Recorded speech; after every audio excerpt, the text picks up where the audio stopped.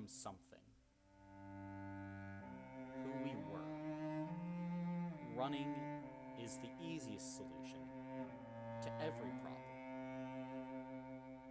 And the capacity and the capability of choosing this option on the basis of the problem defines our personality. We feel that we can hide or run from problems, but we fail to understand that it isn't what we're running from. We're running from our capacity to handle that problem.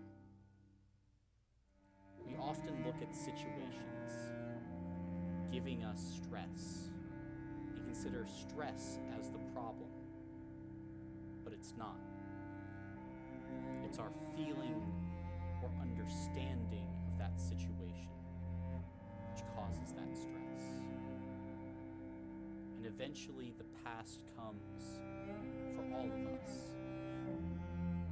And it is there, in that moment of truth, when we all must confront the things we lost.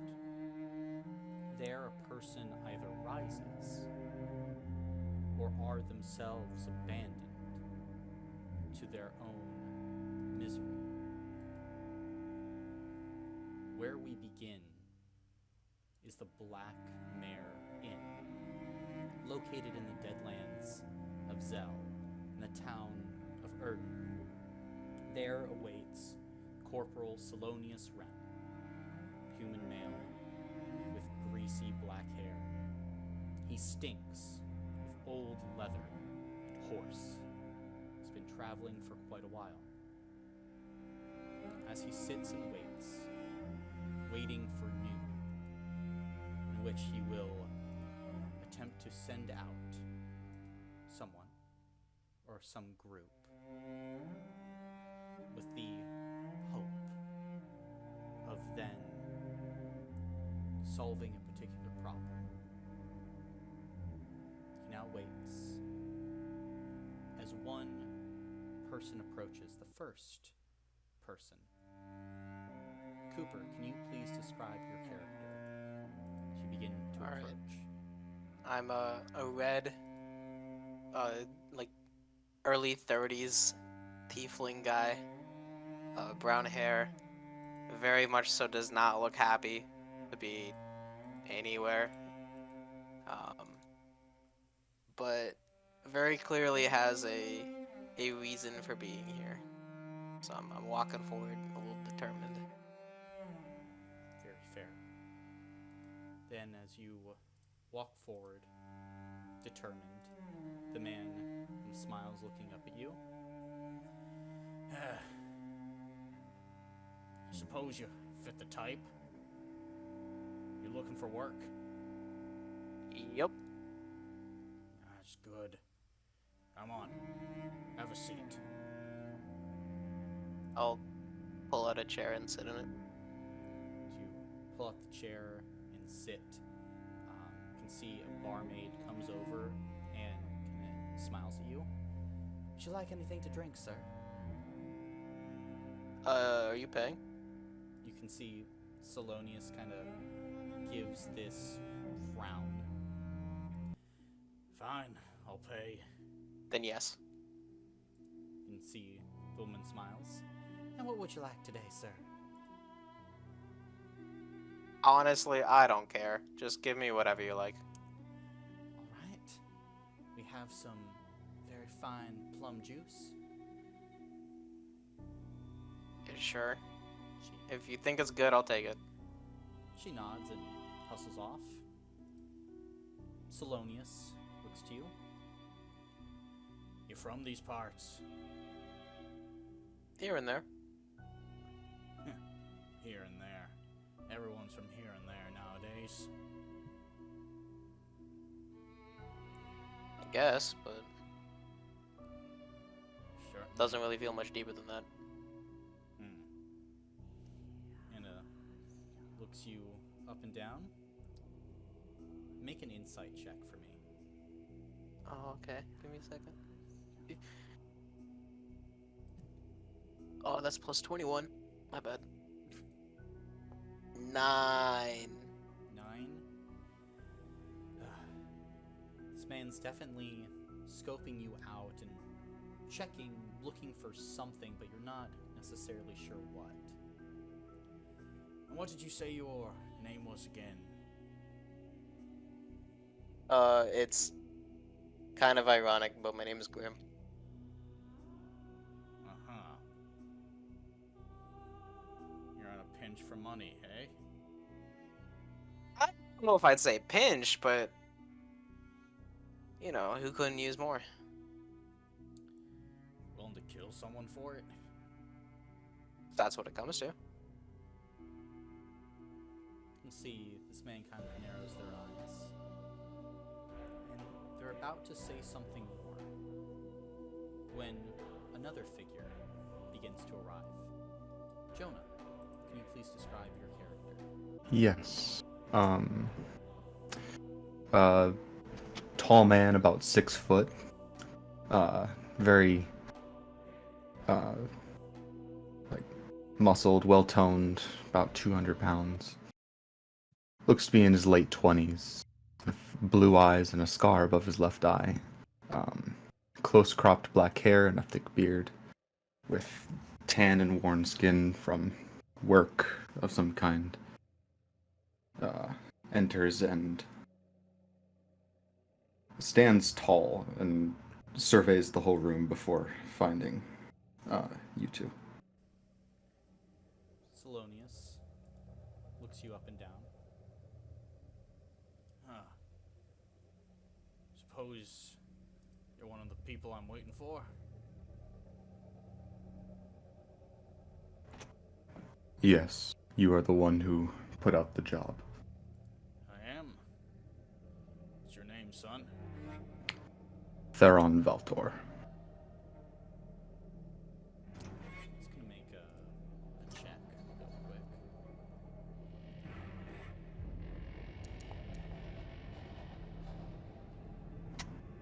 Sorry, man.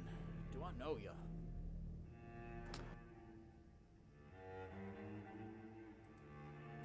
Most likely not. But it's possible.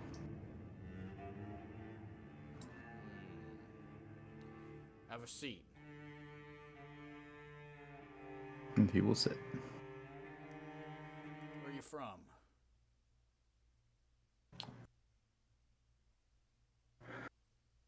I'm from around here. Well, not Here and around there, here. you might say. I'm from Zell. That is all you really need to know. I see.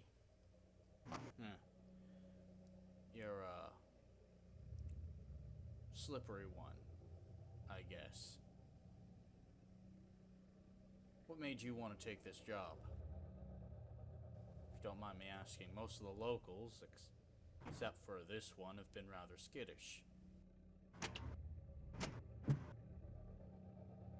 I believe it to be personal. Elaborate.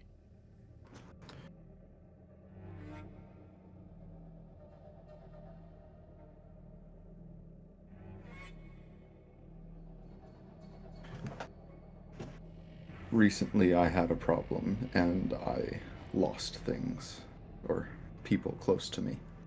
I believe this may be related. Related how?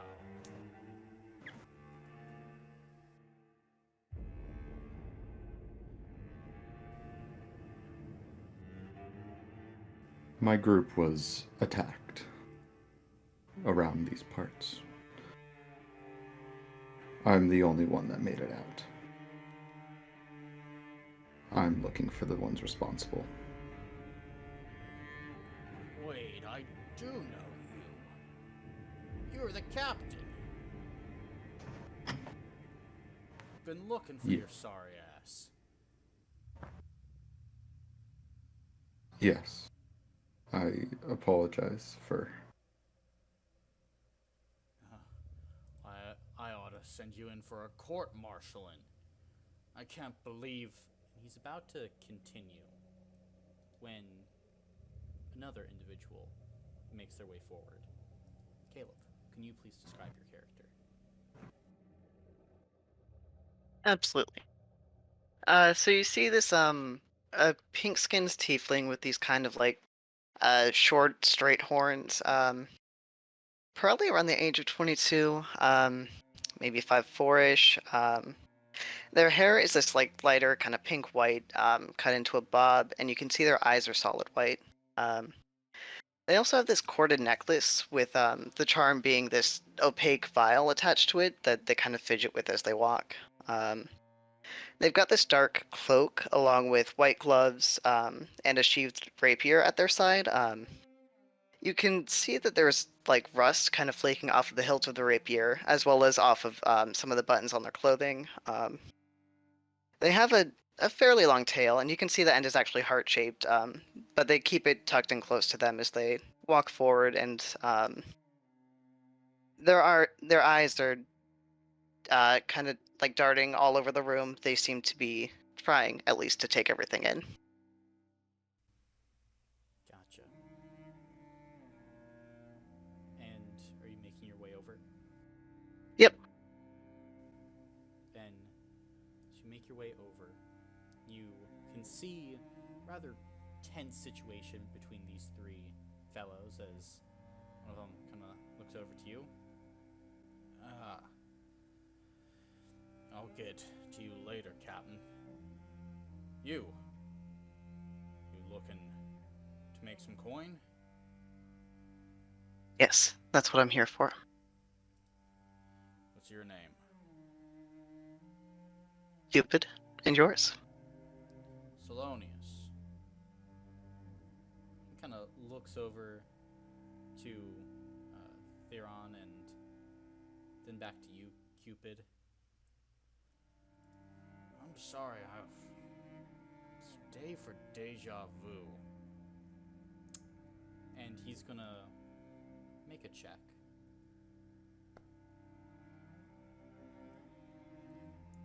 Cupid.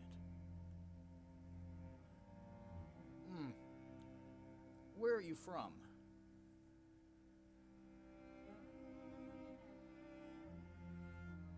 I've been around for Mesh, but I've spent the last couple of years here in the Deadlands. Were you up in Barella at all? No, can't say I've ever had the pleasure of being up there. Make a deception check. Absolutely. That is not my strong suit. Not one. I'm gonna have him roll. You can see Salonius instantly kind of cuts through and sees that it's a pretty obvious lie, and Grim and Theon, like both of you can sense pretty easily, like, yeah, this is obviously a lie, and you watch as like the corporal looks closer at you, Cupid. No, I do. I don't think we ever formally met, but you knew Desdemona. Briefly. I think a bit more than briefly. I was stationed up in Razia for a while as part of a diplomat's entourage. How I got this cushy station. I met Desdemona a few times, and I heard about a marriage was supposed to go on. Couldn't be the same tiefling, right? There was a marriage. It didn't go through. But that's not what I'm here about. Of course. He kind of looks over you three. Kind of looks then down at a timepiece that he has on him. It's exactly noon. He looks around.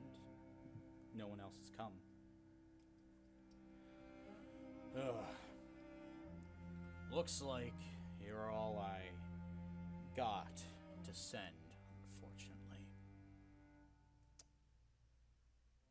Well, hopefully, as you know, there's a lot of coin involved in this. So we can not ask questions of each other. Just get through this as quickly and seamlessly as we can, huh? Look, a few weeks ago, a platoon of soldiers from Zell, under the command of Captain Valtor, went missing. And he is looking directly at Theron. And Theron, how are you reacting to his very hard and precise gaze? He's meeting his gaze very levelly and like stoically, just no flinching.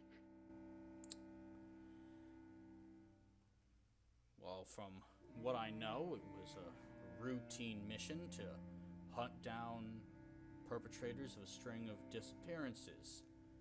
But they all, except for the captain here, went missing. Since then, I know of the group having continued to attack and steal heads of cattle and oxen.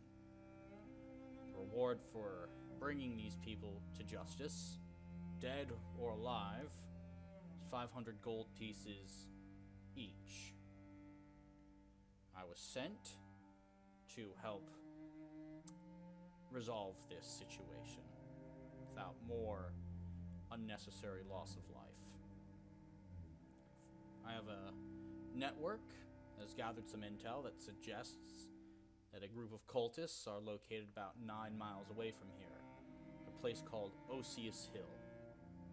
Assuming that those of you who are locals and those of you who have properly scouted this area would know where that is. Suggest you head there and deal with this cultist problem as soon as possible. Report back. Once the problem is solved, I'll dispense the money. I just nod and get up to start moving.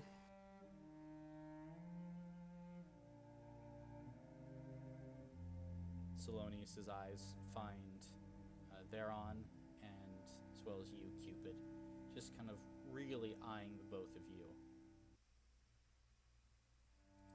That sounds fair. We'll see it through. And Cupid will kind of stand and follow Grim.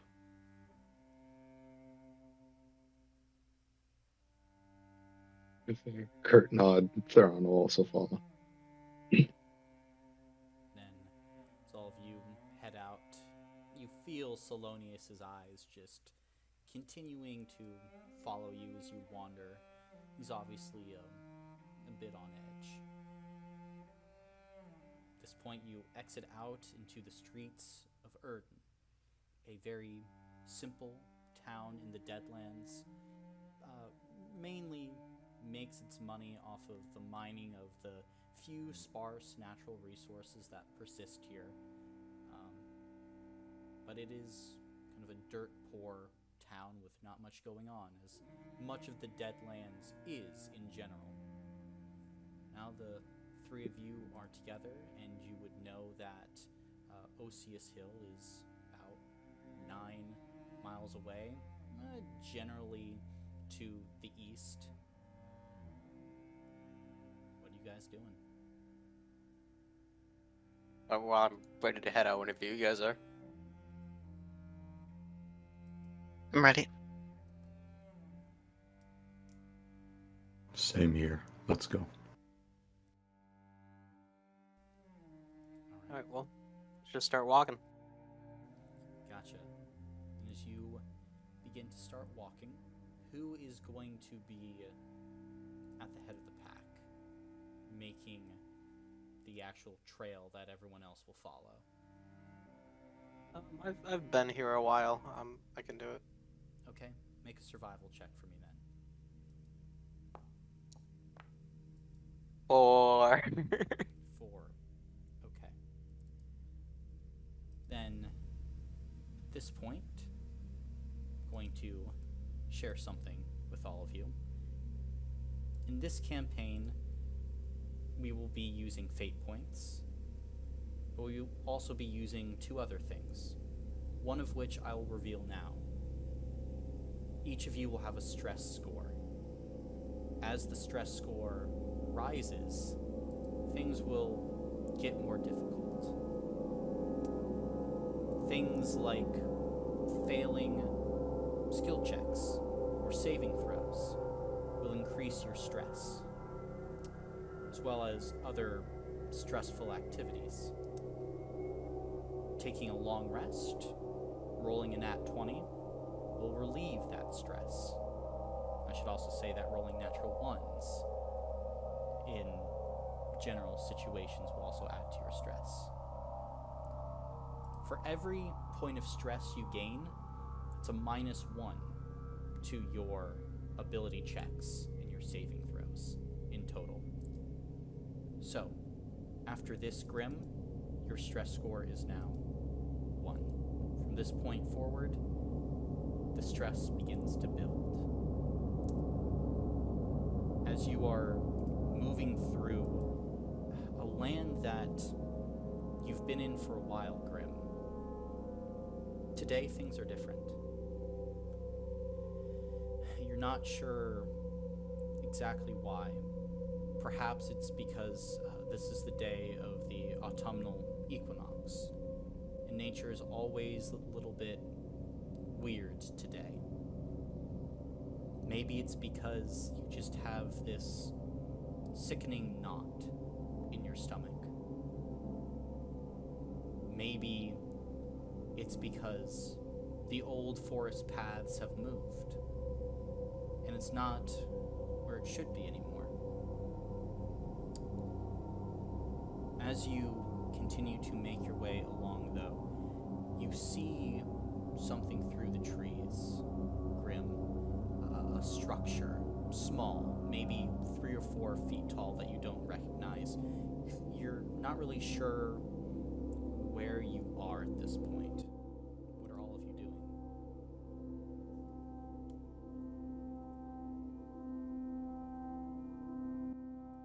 Can I go ahead and take a closer look at the structure? Sure. I don't want to touch it or anything, but just kind of eyeball it and see what I can see. Okay. Is anyone else following Cupid as they approach this structure? Yeah. How did you describe it again? It's about 3 or 4 feet tall. It's kind of obscured by the foliage and the underbrush. You think you see bits of metal reflecting off of the sunlight. At this point, it's about 3 o'clock in the afternoon. Yeah, I'll come up, but I'm definitely staying a couple feet back. Okay. Yeah, Theron will trail behind, just trying to keep the group at least a little together. Fair enough. At this point, then, as you move forward, Cupid, you come to what could only be described as an effigy. The bottom made of bones and skulls. As it rises up, like these sharp bits of metallic metal in kind of a semicircle around a beating humanoid heart that drips blood down onto the effigy itself. And you can see bits of like coins and other pieces of metal at the ground of this effigy, as well as the skulls.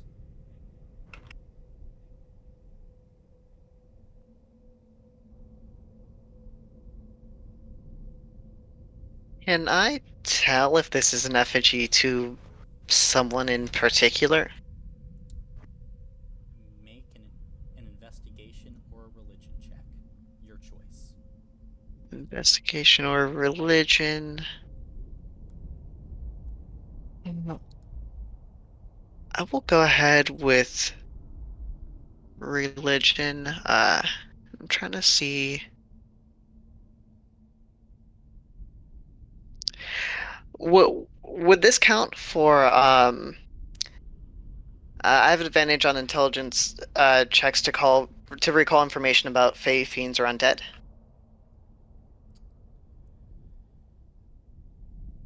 It's not any of those, but I'll say it's close enough that you can have advantage.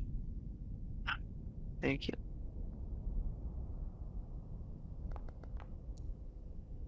Double nat 20s. Oh 24. my god. Double nat 20s. Okay.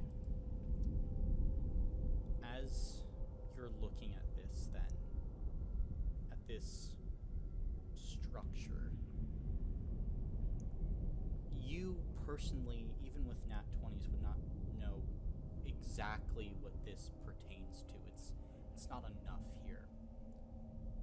But it's certainly an entity that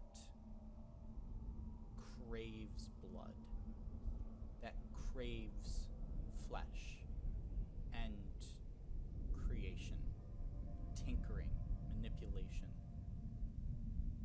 You look at this, and the heart, as it continues to beat, is animated via this low magic source. Exactly how, even, you're not sure. But with a nat 20, you would know that this is some sort of ritual, some sort of calling. If this is the cult, they are up to something, and they are up to it today.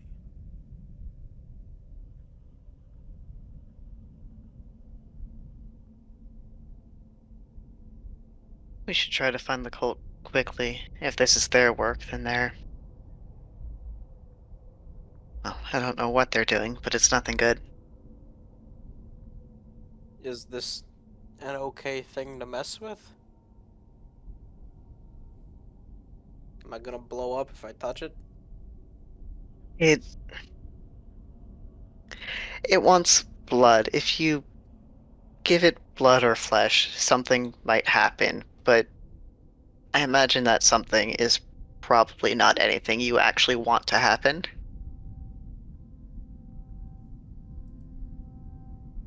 Alright.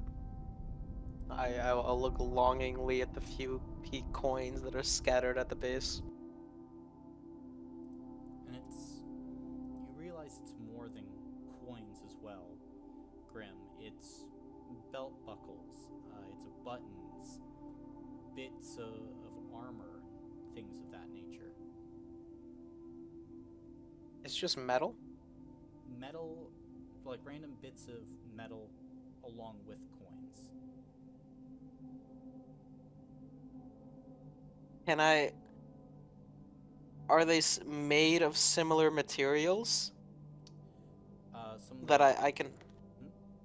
that I can tell?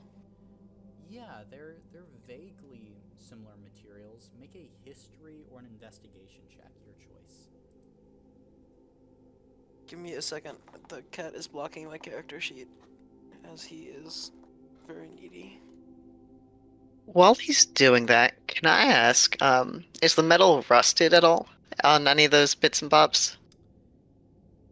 It is not innately rusted, although it is rusting.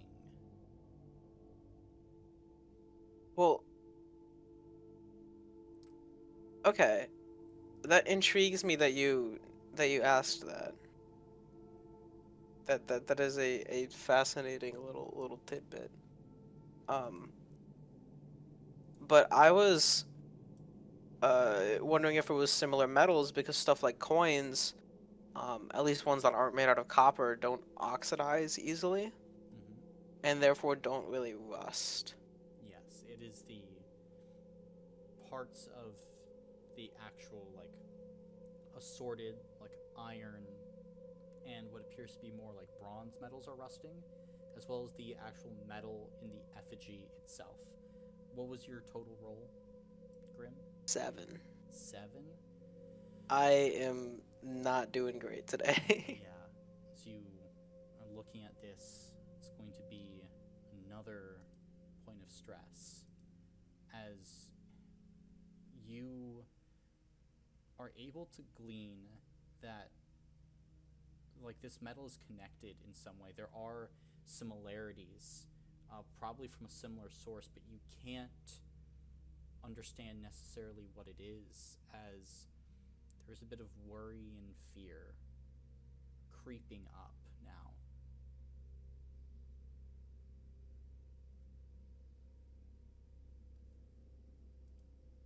um, in that case, I'm just not gonna voice any of my concerns and move on. Okay. Should we try and break it? I'm not messing with that thing. You can be my guest though. Yeah, I'm not comfortable touching that, but if you want to try to break it, you can.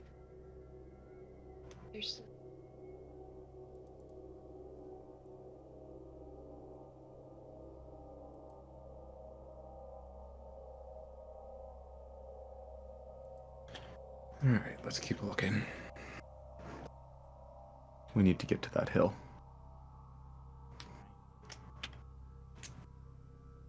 Then, as you keep walking, and all of you are leaving this behind, correct?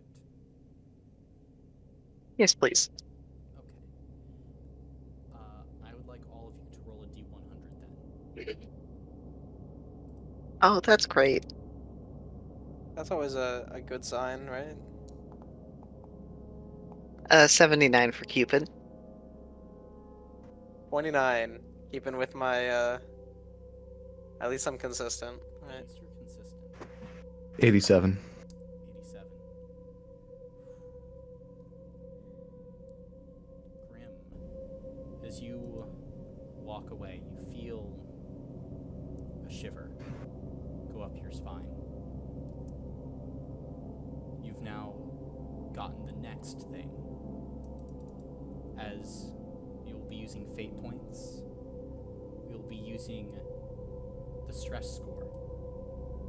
In addition, you're going to be using the Doom point system. You've gained 1 point of Doom, the exact properties of which you'll not know until much later. Yeah, that's what I always love to hear. But as you continue going, time continues to pass as now moving through, like, the Deadlands themselves, things start to take on a stillness.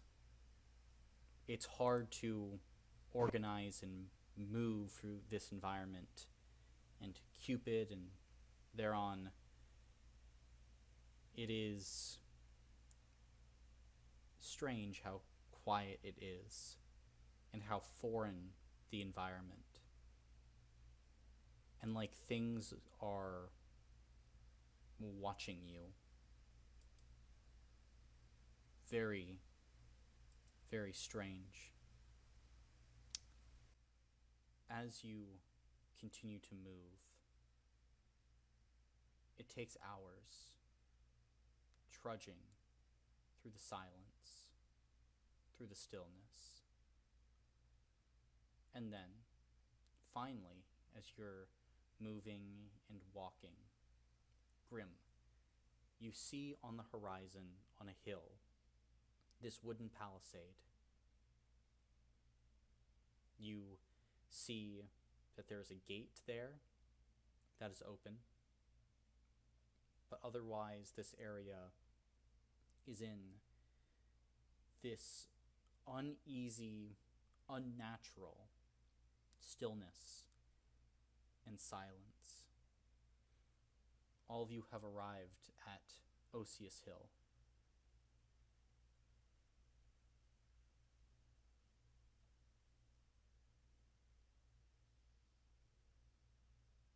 I'll just gesture for anyone to lead the way. I'm not having the best time at the moment. And Theron will pull out his shield and spear and start advancing. Okay. Not trying to hide, you're just moving straight up.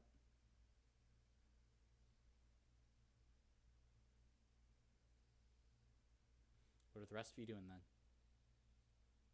Well, I mean, if he's going and drawing weapons, I'm drawing 2 short swords and following closely behind. Okay.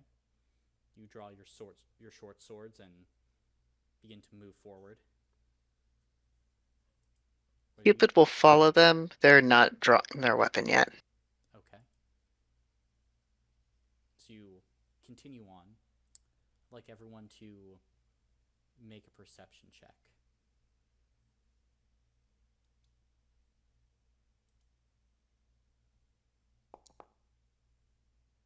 Or 4. Okay. Oh, 15. 15.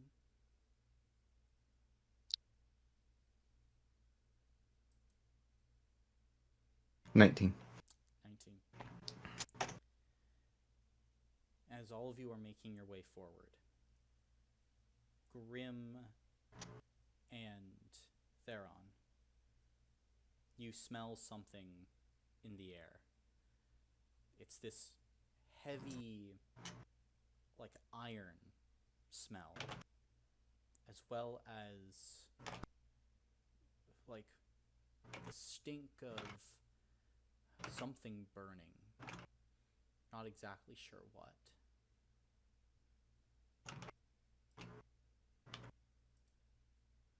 Well, we should probably get a move on. Things don't burn forever. And I'll just move ahead a little bit faster than I was before. I'm not worried. How could this possibly go wrong?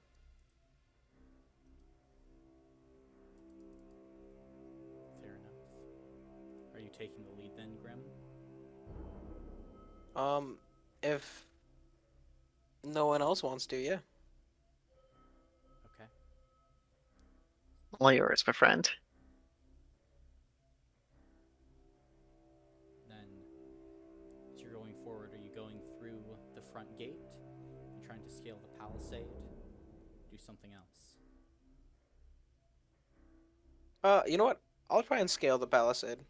All right. That seems like a better idea than just walking in. I'll try and climb over it. You do. It's not overly difficult. And when you do, you look over and you see the remnants of a battle, a slaughter, really.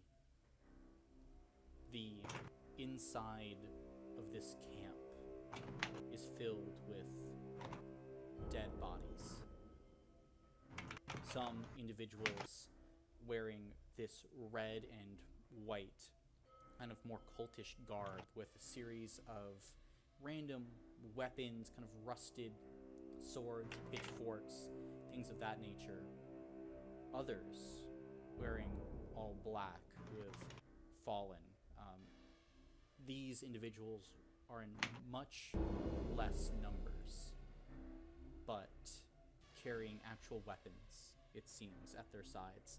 But from your position outside, it's hard to actually tell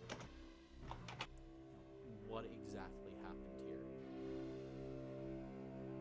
here. Do I see anyone who's alive? Looking around, so you kind of see,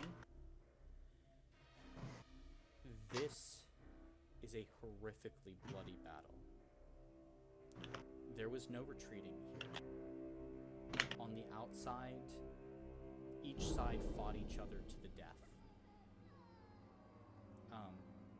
At least from like what you can see, there is no one really alive. However, as you are looking, you're beginning to see there is a more central building to this entire place, ringed by a series of houses and buildings that are destroyed. Well, this central one, actually made out of solid stone, from what you can see, still seems to be standing, which is odd, Grim, because this building, in and of itself, is curved. It's leaning backward at an angle no less than 45 degrees. It looks like it should be tipping over, falling, collapsing, but it is not.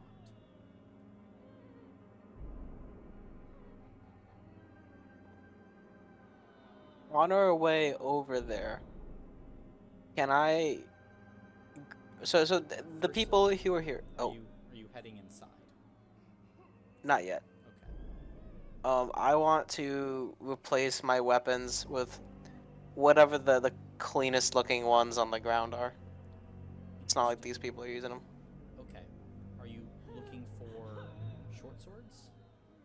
Yeah, just 2 short swords, and I'll throw mine to the side. They're getting a little decrepit. A few things to note then, as you're looking around. The cultists themselves, their weapons are kind of shitty. The people in the black clothing, as you kind of start to turn them over, they're also wearing masks. They're wearing armor underneath that clothing as well. I'd like all of you to make history checks or arcana checks to see if you would know who these people are. Is the mask something that I recognize? These like- particular masks, no, they're not Okay. something that you would recognize. Well, my history check, I got a 16. Okay. Would my hunter? Does this have to do with? Okay. All right. Well, my scores are both the same, but I'll do history. I also did history. It's in that 2, so 20. Sorry, 14 total. Grim, you are the only person who would know these individuals, would have heard of them. These are librarians from the Shivo Research Library and Conservatory. These are individuals who are stationed around the rings, who keep a close eye on many different books, reference libraries, and have a deep knowledge of the occult. They're not known for being warriors, although these ones certainly were today, not long ago. And as you bend down and you pick up these weapons, all of them are silvered, and they are all +1 magic weapons. You can add 2 +1 magic short swords that are silvered. And to I'm your gonna inventory. throw out my old rusted pieces of junk. And I'm gonna look to everybody and just... bookkeepers. This cult probably has a tome of some kind. Probably overdue.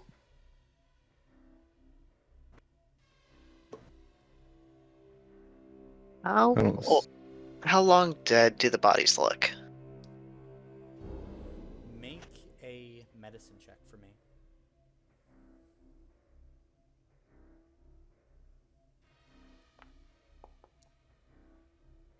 Natural 19. Natural 19. As you look, the signs of decay have been held at bay. Either these bodies have died recently, or there is magic here. preventing decomposition. As well as if you were looking at these bodies, you're looking at them closely, right? Yeah. As you look at the librarians, each wears an amulet with abjuration runes on them, anti-divination amulets. As you were with a person, Cupid, who had access to such mechanisms, such items in their possession, so you would know what they are. These ones are interesting, though, as they are encrusted with little bits of emerald inside them.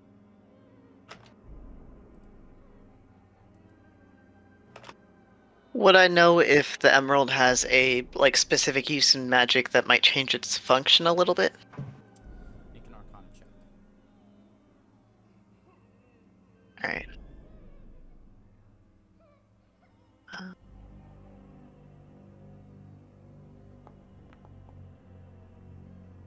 16. It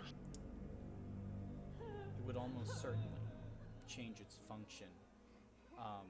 Probably used to hide from some sort of creature, although with a 16, you're not exactly sure what emerald would be used to try and hide against. Gotcha.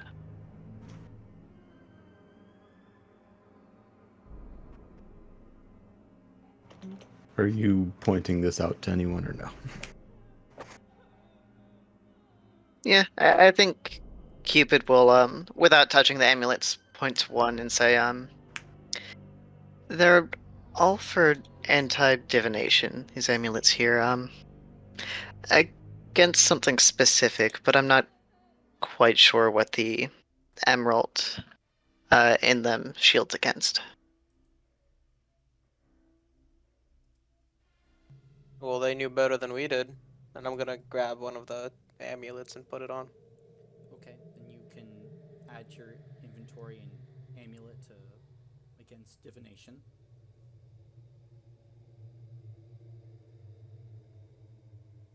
I think Theron would also grab one and kind of like grimace a little bit, but take it anyways. As you take one, Theron, it is still slick from fresh feeling blood.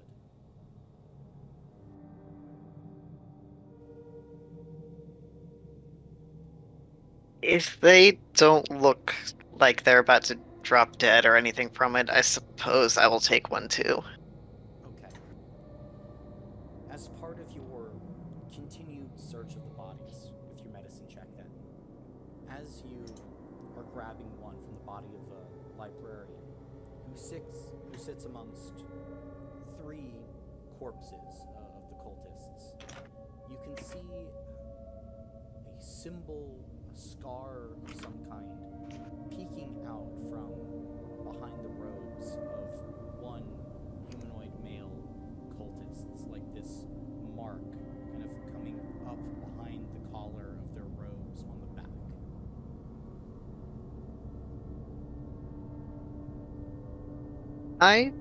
I'll kind of move the robes aside so I can get a better look at it. So you try and get a better look. It's this full back tattoo of the image now before you.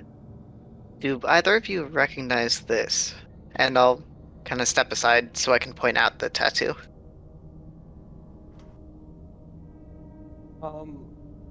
I'm gonna run my hand over it. See if the skin is raised, like if it's new. It's not new, but it is extremely cold to the touch, Grim. Wait, colder than the dead body?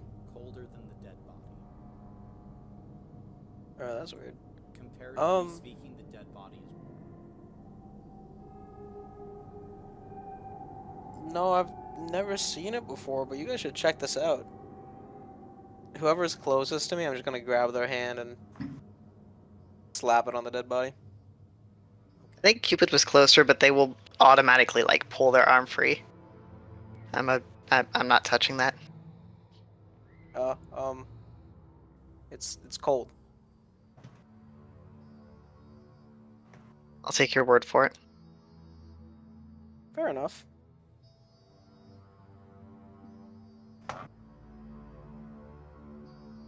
Theron, you wanna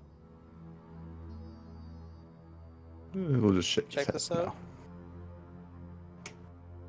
He will look at it though and see if he recognizes the tattoo at all. Make a religion check. And Cupid, you could also make an Arcana check at advantage. Not at advantage. Okay.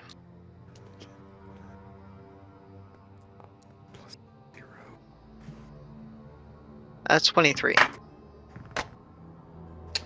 No, 6. 6. Then, thereon, you would gain a point of stress. Cool. So you look at this, and strangely enough, you begin to feel a little bit cold as you look at it. You aren't exactly sure what this is, Cupid, but there are parts that you recognize. The interior symbol, kind of at the bottom of this inverted pyramid, is the alchemical symbol for the Great Miracle. The transformation of one material into gold. A unifying symbol. Now, the triangle as a whole is vaguely reminiscent of one that means blood. So this is some kind of alchemical symbol denoting a meaning, a purpose, generally around blood, about creation, about perfection. But you can't get more than that. Know, though, it is certainly powerful. Gotcha, and I'll kind of relay all that to Grim and Theron so they're on the same page.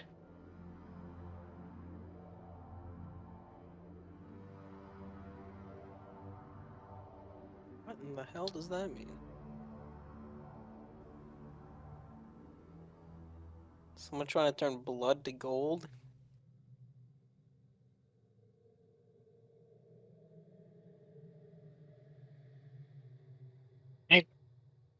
I don't think necessarily they're trying to achieve something through sacrifice, but I think it's more abstract than gold. They're looking for some kind of unity or perfection.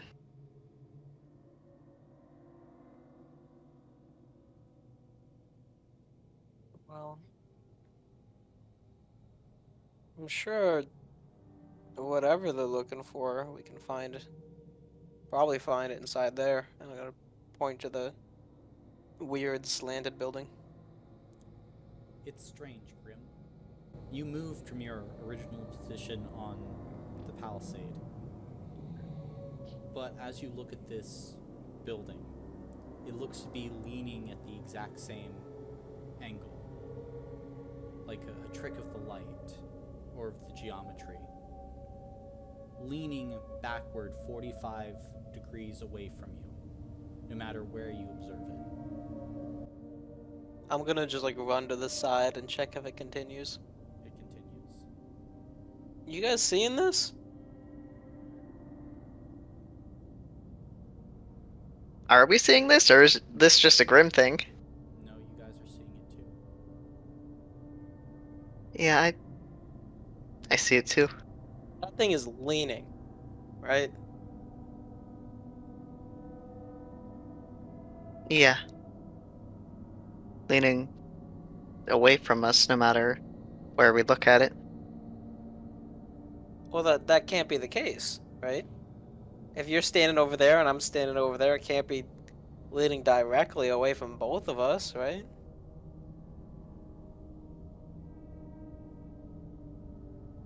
gotta be some kind of illusion. Maybe.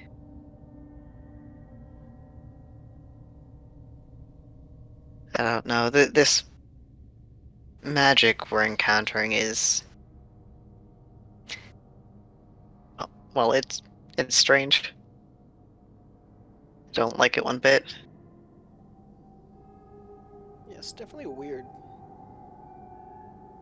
But it's an illusion, can't hurt us, right? And I'm gonna start walking towards the building. The powerful enough illusion could.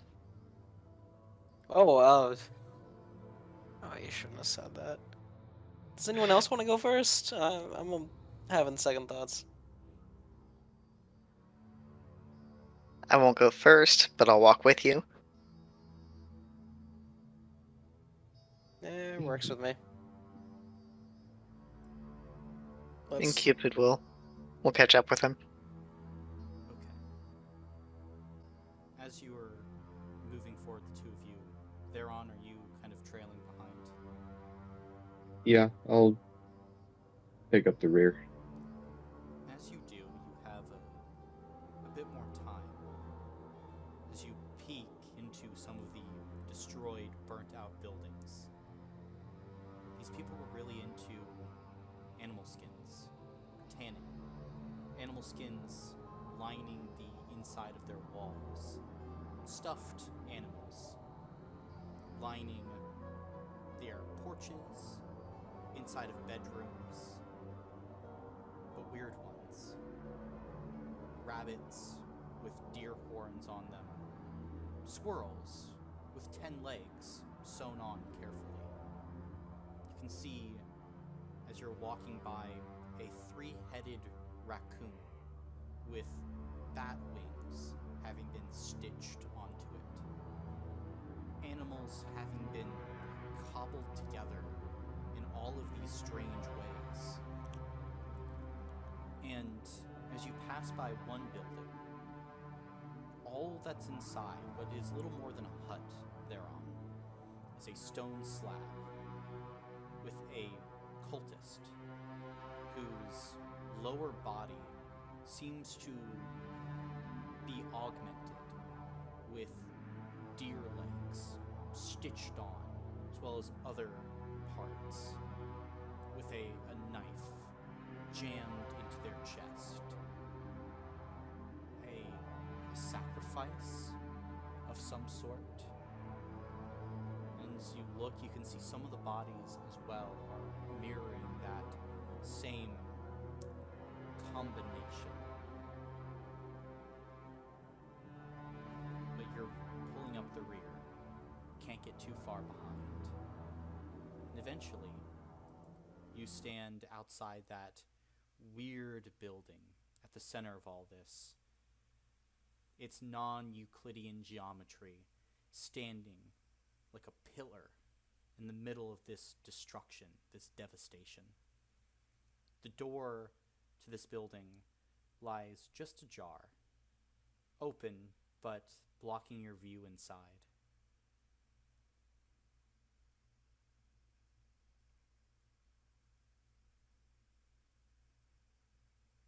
Well,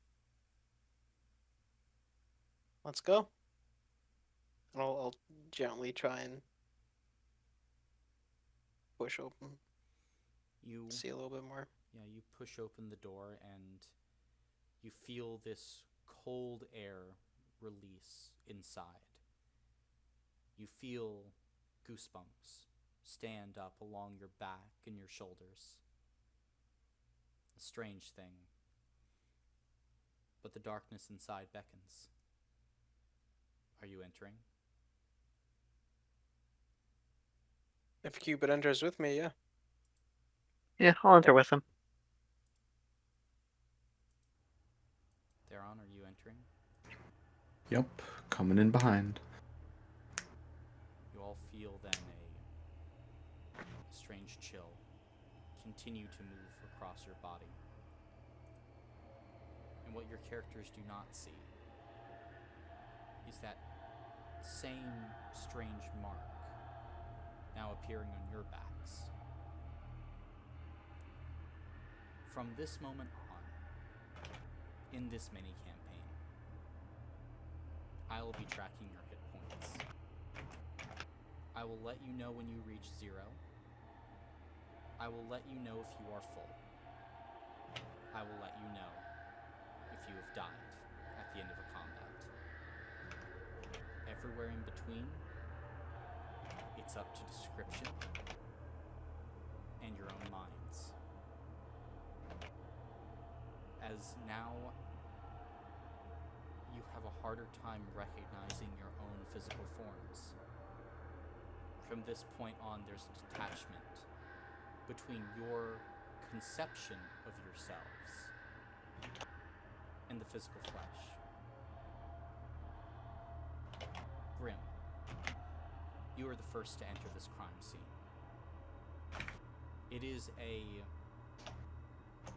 non-square room. You want to call it circular, but there are definite edges there.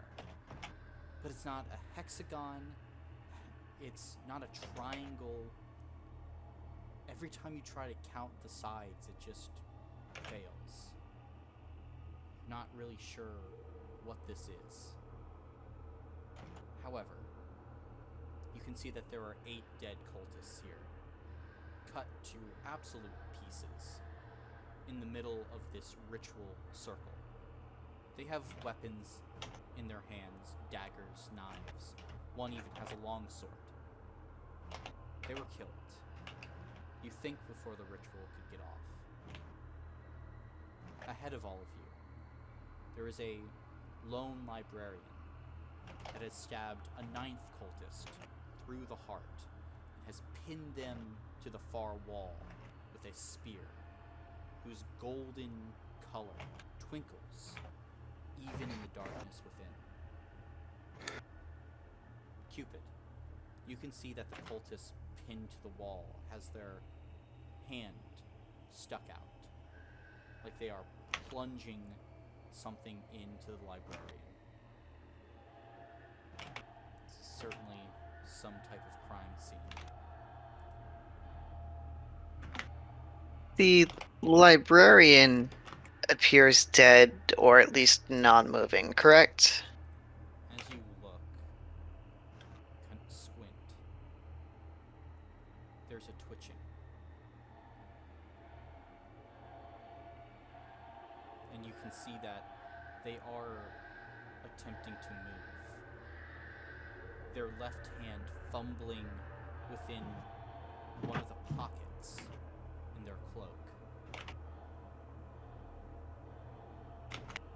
Guys, watch out. That one's still alive. I'm gonna draw one of my short swords and approach him slowly. Okay. You draw the short sword and approach. The librarian, you can see, has been run through the heart with a dagger that is held by the cultist. And as they're kind of trying to reach into their pocket, you hear like this very shallow breathing. They don't have long left. Do I see what's stabbing them? Or is the cultist reaching out with just like an invisible weapon? The cultist has a dagger in hand, which is being plunged into their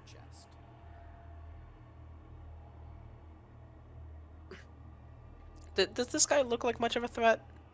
The librarian? Yeah. At this point, they seem to not be a threat, as they are seconds from death. Alright, well then to stop him from dying, I'm gonna cast Cure Wounds. I'm gonna gently touch the librarian. So you go and you try and gently touch it. Like I described previously, the dagger is in their heart. I'm not trying to save them. I'm just trying to give them a little bit of time. And you can do that as you hit them with a cure wounds, and we'll give them a bit more time, kind of healing some of their vocal cords, some places in their body. Immediately you can see their shielded face, mask covering their features, look over to you. There's not much time. Follow the stars. And you can see now, because of the cure wounds that you gave them, they're fully able to reach into their pocket. And they pull out a sealed letter. There's a man that needs to get this. And as a shaking hand tries to pass you the letter, Grim, you recognize this letter. It's not the same one, of course. Same envelope, though. Same seal that keeps this thing closed and shut. You were given it a few years ago.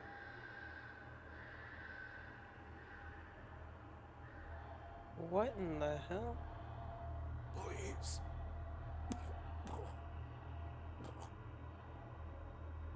I'll take the letter. You take it. As you do, even with your cure wounds, the dagger in the heart of this individual starts to almost kind of pulse with light. You realize this is a magic dagger of some kind, which has been plunged into this librarian. And their time is short.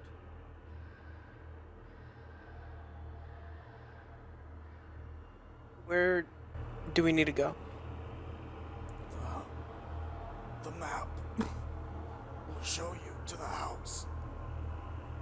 Run. They can't get the dagger.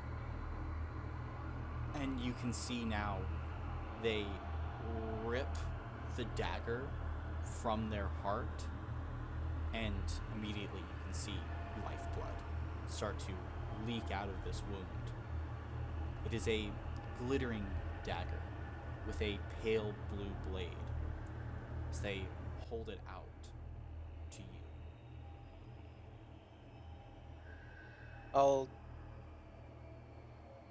I guess I'll take it. You take the dagger, and you then watch as this librarian collapses to the ground. Not enough strength left in their body to keep them standing.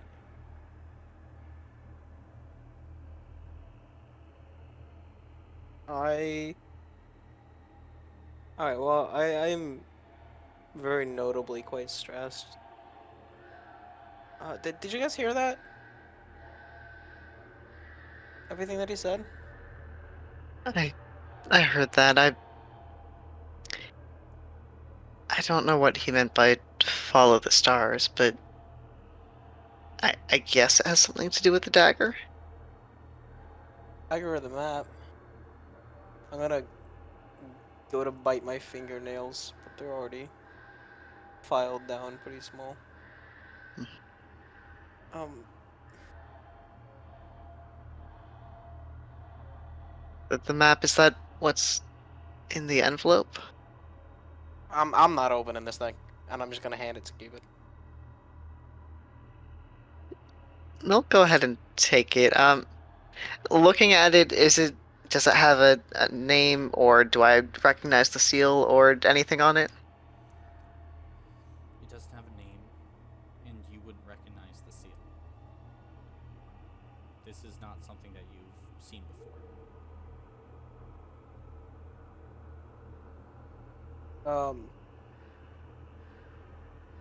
I've seen something similar, but I assume that it was just kind of like a, hey, how are you? Like normal letter. I may have thrown it out. You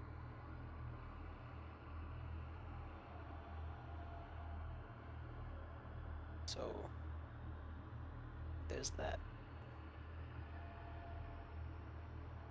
And this house, if this letter's from the same guy, I think I've met him. Nice guy. Uh-huh. But Well, ooh. I guess it's good for you. You didn't open it. If it meant you would have gotten involved in. They'll kind of make a sweeping gesture at the librarian and the cultist. Oh, I wasn't. I was just supposed to deliver it. Oh. I don't go about reading other people's mail. And thought I didn't really need to do that, so in some alley it went.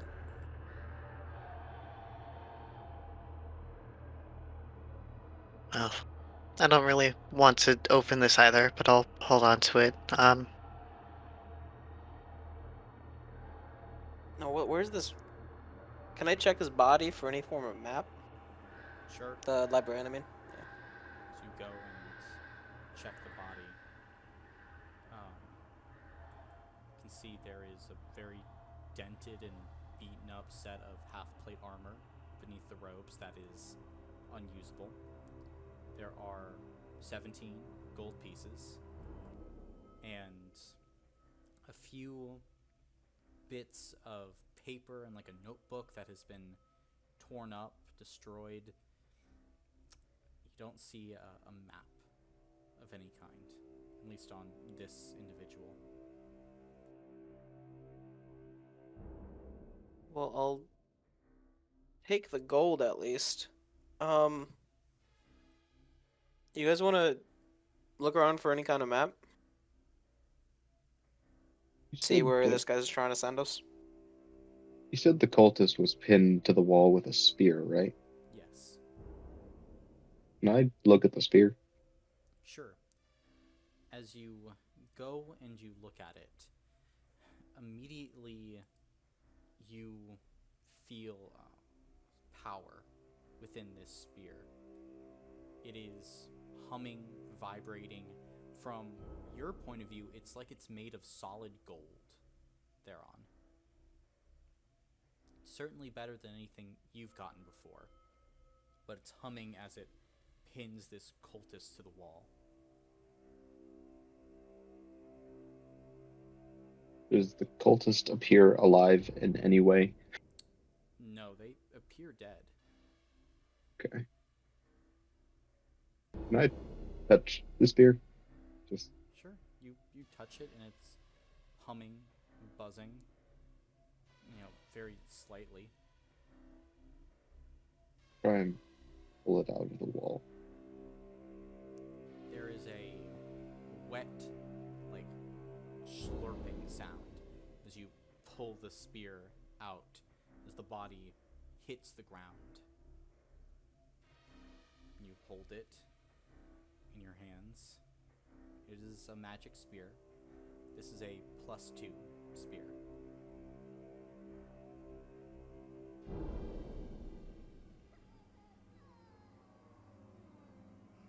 Yeah.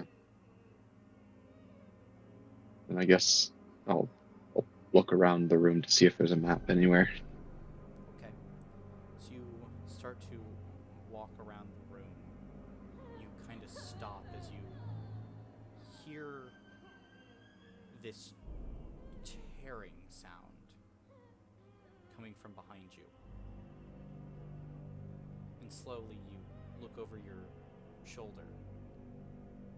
And the rest of you slowly look over. You can see the body has been turned over onto its back. And it's like this invisible knife is cutting away the robes, revealing their bare chest.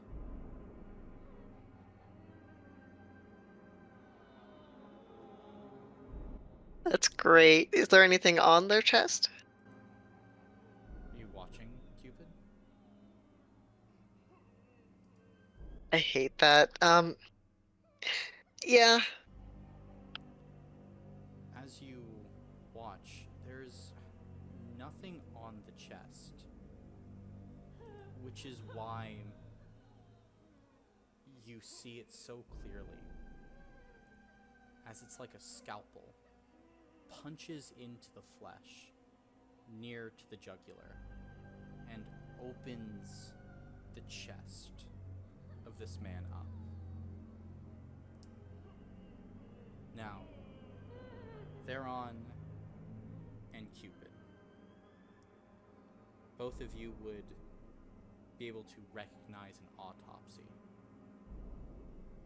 which is what's beginning to happen. As you can see, this body is beginning to be opened up as some invisible force begins to pull its interior out. Slowly, methodically. And this is the cultist, right? Yes. Is there an exit obvious beyond the one we entered through? No. This is like a one-room building. Which is Gotcha. strange because from the outside it looked 2 stories.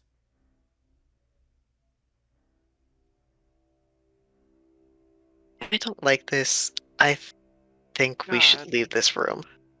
I agree wholeheartedly. The sooner the better, actually.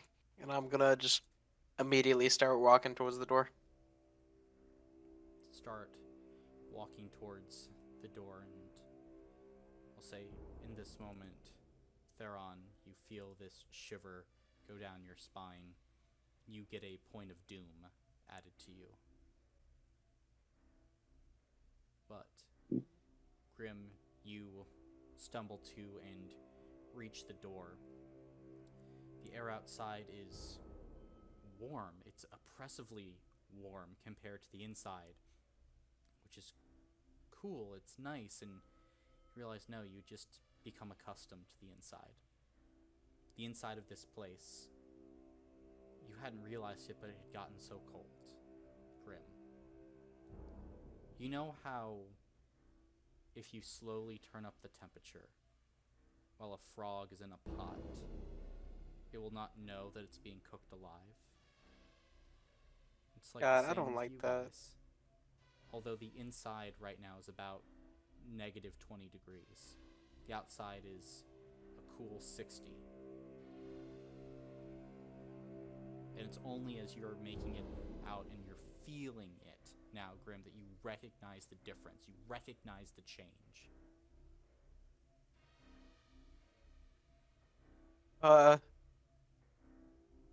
You guys want to come out here? One quick look around again for see if any. See if any what?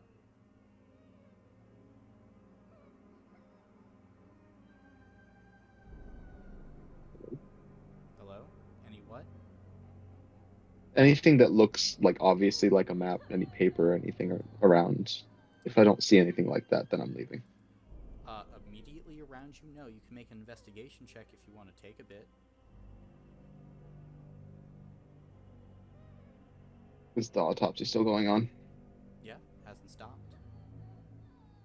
How close does it look to being done? Make a medicine check.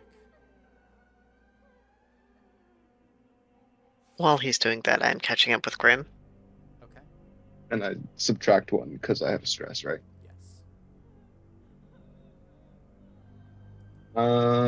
15. 15. You see the force has now begun to examine the vitals that were punctured by the spear. And you would guess that if they were trying to determine cause of death, that, yeah, they'd be pretty far along at this point. It's not too much more remaining.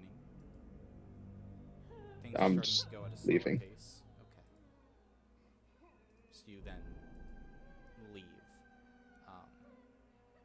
as both Cupid and Theron get out, you see the frost and the frostbite that has begun to accumulate on your flesh. I will say you have lost hit points. All of you have from your time in there. Okay. Grim, can you show me that dagger you got?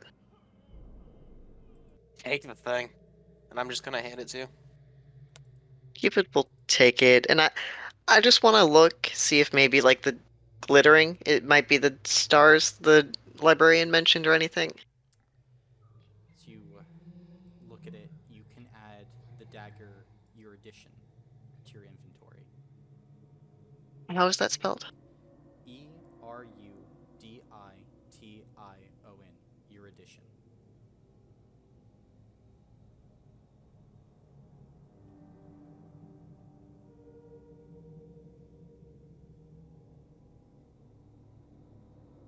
Ah, found it. As you look at it, it doesn't have a.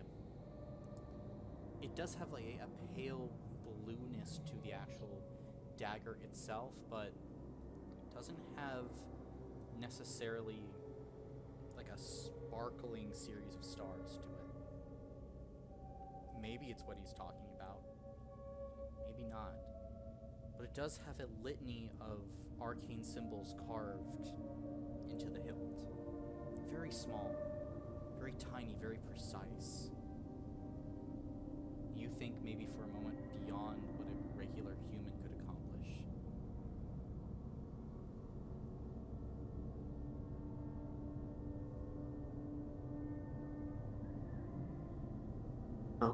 This might have something to do with the stars he mentioned, but I can't really tell.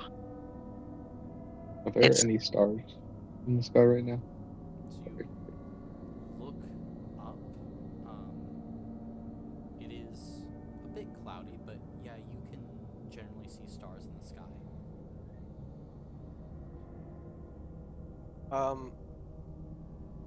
I've spent a lot of time outdoors. Can I tell if the night sky looks any different than it should? Make a nature check at advantage. And this is -2, right? Because I'm doubly stressed. Yep, you got the stress. Oh my god. 4 Mm. with 4. advantage. That's a 4. You'll gain another point of stress, Grim, because it's in this moment that you realize something. So you look up at the night sky during the autumn equinox. This isn't a sky you've ever seen before. All the stars are not in the right positions. There is twisting and turning and warping here. And another thing that quite honestly confuses you to no end. The Rings of Meropis are rings, and based on their alignment, you can see the other rings in the sky. On the prime ring, you can see the dark ring and the primordial ring and null, and Calamus in the sky, all of them. It's a very filled firmament. So when you look at the night sky and you don't see the primordial ring, how do you think Grim would react to that? Being a ranger, being so in tune with nature and the natural world. I am dumbstruck. I want to alert everyone, but I do not have the words to do so.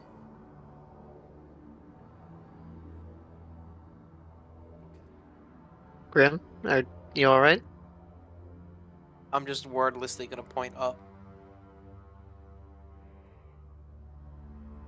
Yes. Looking up, would I be able to immediately identify that the primordial ring is not visible? Yeah. Oh. Shit. What the hell did we get into? I don't know.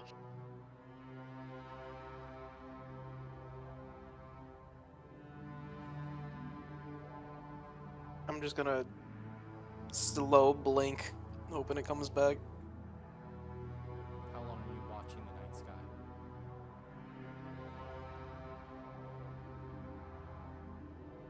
Until someone stops me. Looking at it, we can't see the prime ring or anything, right? It's not like we moved rings. We just can't see one of them.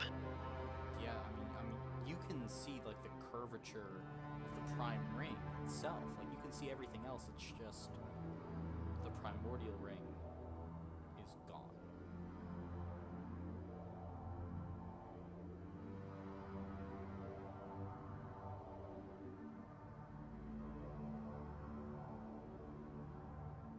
Um, After looking at this, Theron would probably look around to like surroundings to make sure everything's still in where it was. Make an insight check.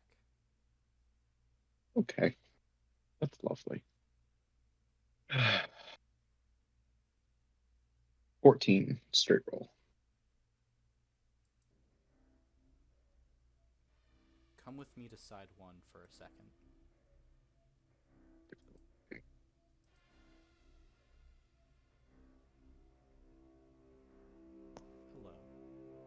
Hello. Hello. Slowly you begin to realize bodies have been moved. Other autopsies have happened. And strangely enough, most have been on the cultists. 3 autopsies have been performed on librarians.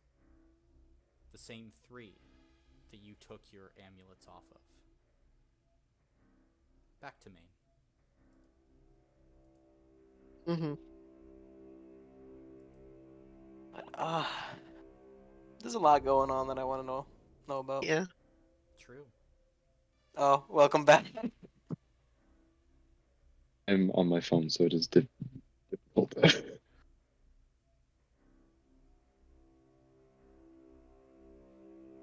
But Cupid and Grim, what are you two doing? Like I said, I will stare at this thing until someone else stops me. Okay. I guess You said looking at the dagger, it was kind of indeterminate if the things on it meant anything. Can I guess holding it up and looking at it, does it seem like I can, like it matches up with any of our surroundings, the patterns on it maybe? As you look up, kind of trying to identify patterns, it doesn't really know. Like they're not star patterns. Gotcha. And it's probably around this point that Theron would like speak up in a low whisper. We need to leave. Yeah. Yeah, that. Let's get going. Yeah. And Where? he'll probably start making his way out of the palisade. Where are we going again? Away from this. That's good enough for me. We'll regroup and figure something out. Right now, we need to be not in this place. I'm gonna look back at the funky building. Okay. Is it still slanted away from us? It is, yeah. Okay, just checking. Is the door in the same position we left it, or does it look like it has been moved?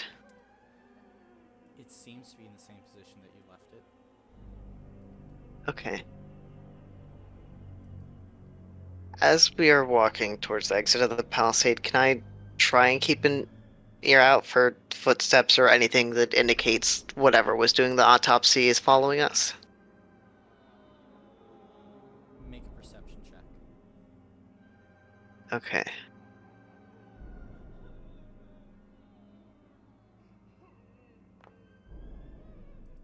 No, that is a 3. You hear sounds, Cupid. You can't place what they're from, though. They sound everywhere, though. You know something is going on, but you're too rattled to understand what. You gain a point of stress.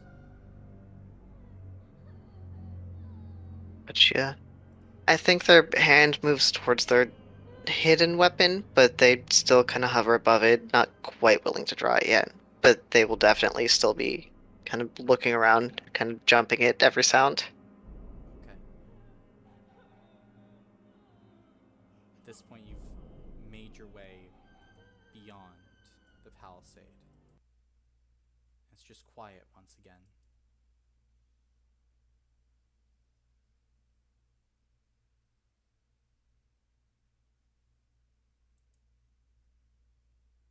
All right, we need to figure out where to go. Turning back and looking at the palisade from here, does it look any different than it did a second ago while we were inside it? No, it looks exactly the same, Okay. but you're not sure if that's better or worse. Had the sun already set when we went inside? Yes. Although now as you're kind of looking around, definitely time has passed. If you had to guess, it's probably 10:30, 11 o'clock at night. You were in there for a few hours. That didn't really feel like a few hours. No. Looking up at the sky, is the primordial ring still gone? It is, yeah. Fantastic.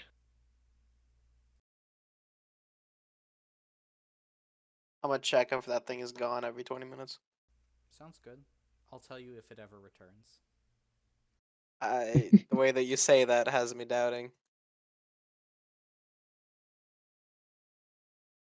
Um, how are the stars supposed to guide us? What's this map? There is so much that we are missing. I know. I wonder if maybe the letter is the map, but I don't think so. It Oh, didn't seem like he wanted us to open it. I've got an idea. Yeah. There's no way that I'm opening this thing, right? But does anybody have like a torch? Torch. Just anything that you can use as a light?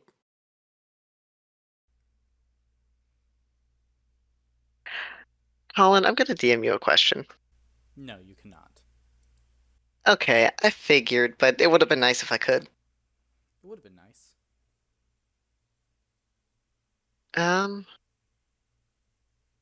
Oh, I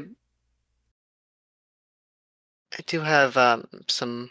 I, I do have like a tinderbox we can use. All right. Should we set up camp for the night then? It is already pretty late, but I don't know. The guy did say to run.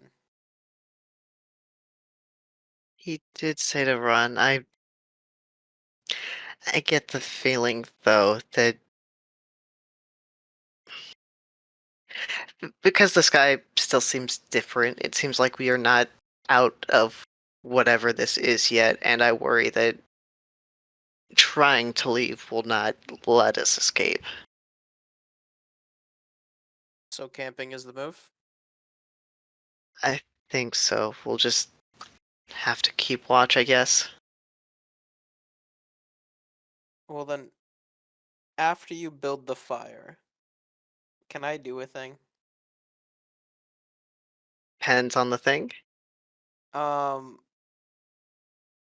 I I'm I don't know how to explain this without just doing it.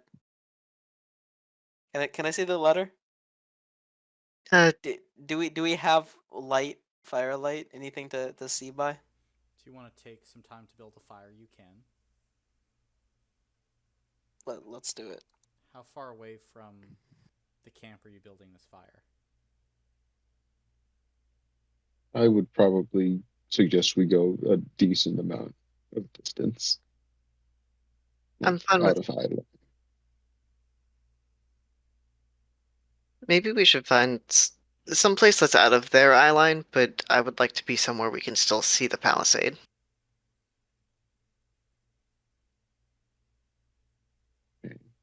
If we can like scout around for some place that's hidden but still has a decent view.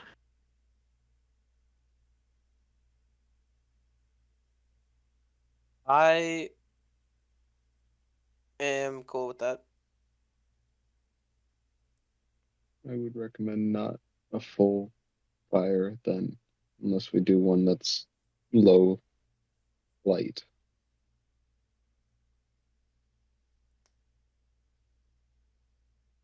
We can try to light something small. Okay, it'll get bright for a second though.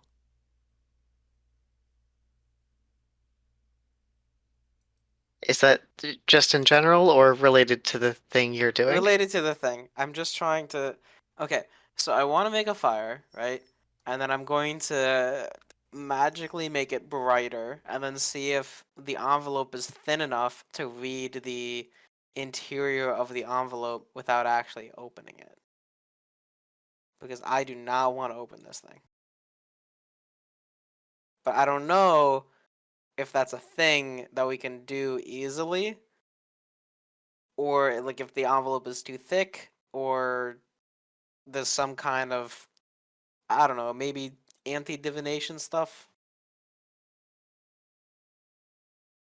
Actually, speaking of anti-divination stuff, do there seem to be any sigils on it that would suggest that, or does it seem pretty empty except for the seal?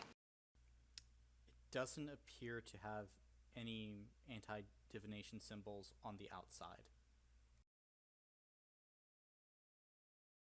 I don't Well, see anything blocking it on the outside. There may be something on the inside though, but we can try that. That's not a bad idea, I don't think. not a bad idea is probably the best idea I'm gonna get. So Better than anything I got. let's. I will use thaumaturgy to amplify the light of our fire and see if we can peek through. So you amplify the light of your fire. You hold it up and peek through. There is a closed up piece of paper within the envelope. Although, with the firelight, you can't make out what exactly it is inside. But you do know it contains paper or parchment of some general type.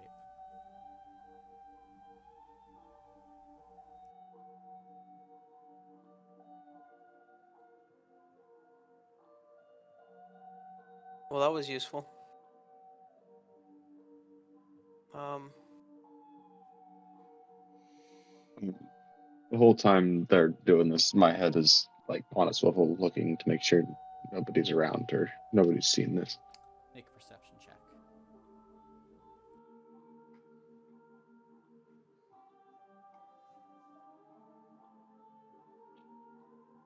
There's a 15. As at this point Grim is peeking through reading the letter, you see there is an individual that has begun to make their way towards you. You're not really even sure when they appeared. They're maybe about 100 feet away. Smaller, maybe 5'6", 5'7", slimmer of build, dressed in darker clothing, making their way towards you.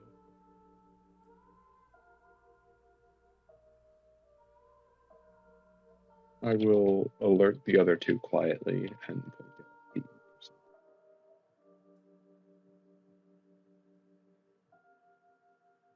Do they seem to be coming from the direction of the palisade or a different direction?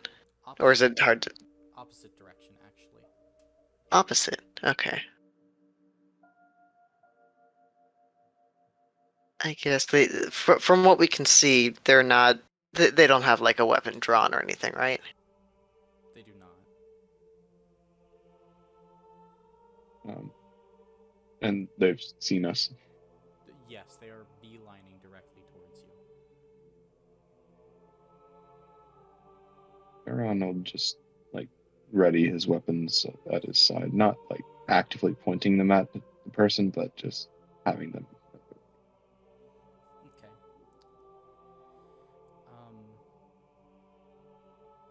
At this point, then, this individual begins to come into the firelight. They are half elven, darker clothing, with a beard, very solid eyes. As they look at you, you see that they are very sad thereon.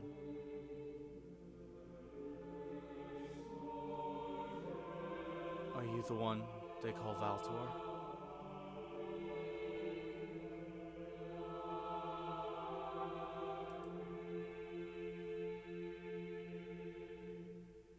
Yes. Who are you?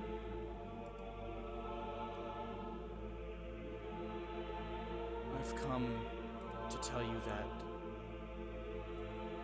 you are no longer on death's tithe.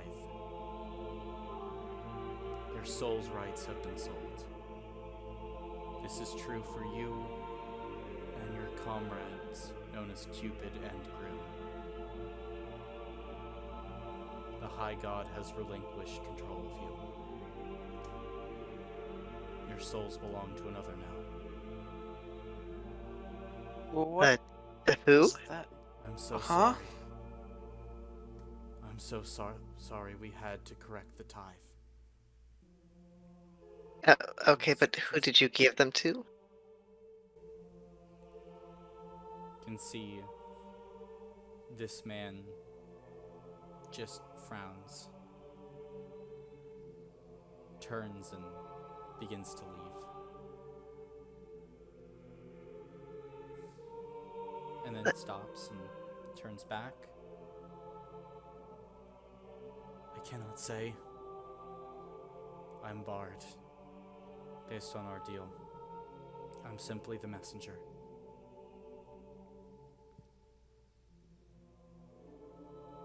I truly am sorry, though.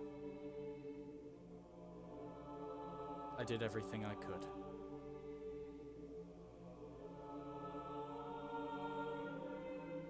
And then he continues to leave. Can you tell us what's going on? What happened to the primordial ring? He stops. Anything? Turns around and looks to you.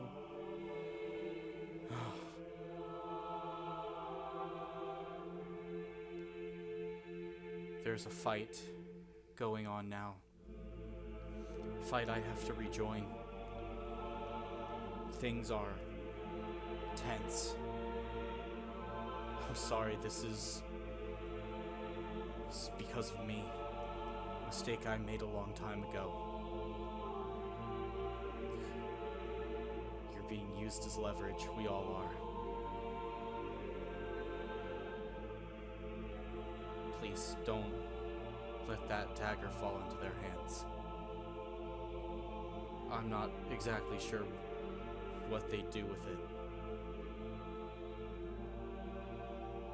But they've unbalanced the tithe by hundreds. They'll do it again. I'll try and stop them, I promise. But you need to run. You need to run Where? very fast and very far. And very soon. Where does the dagger need to go? You can see the half-elf kind of frowns. I'm not sure. I'm not sure.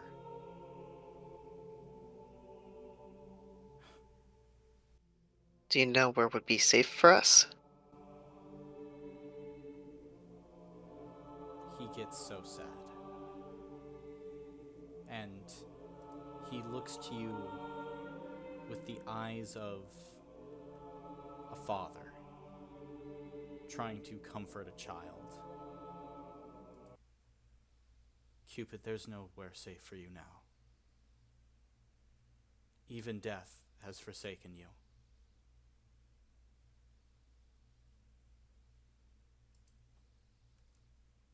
I'm sorry. And Death's right hand disappears. Just gone. Left once again in the silence.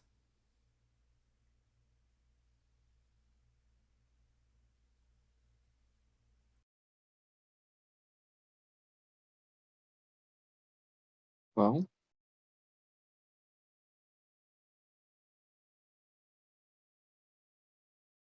good run.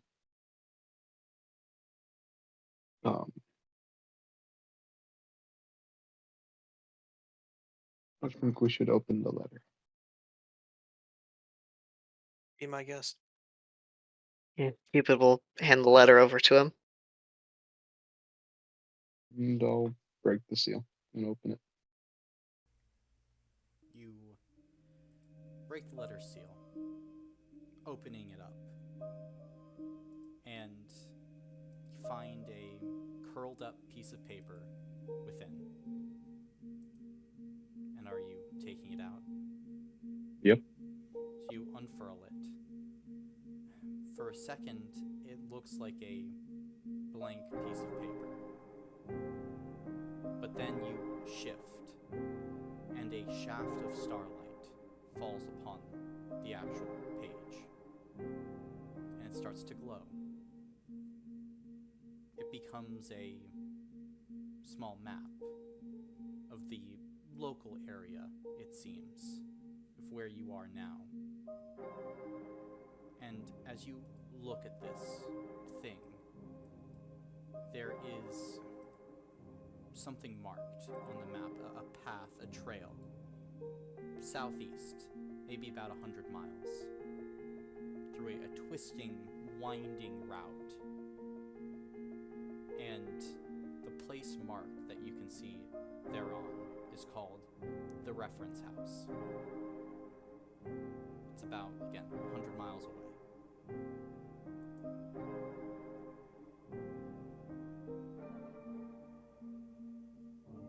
All right. Well, we found the map. I suggest we take Strange Man's advice and go. Anywhere is better than here. Yeah, it seems like the best next step.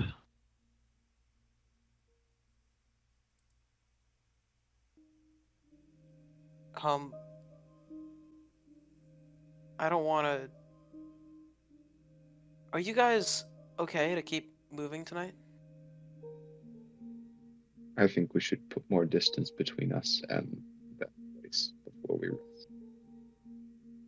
Yeah, We can rest tonight. Just we need to go further. Fine by me. Well, let's get a move. yeah. Cupid, can you please roll a D100 for me? You want to roll above a 40. Above a 40. Okay. Does my stress point apply here? It would, yes, in this situation.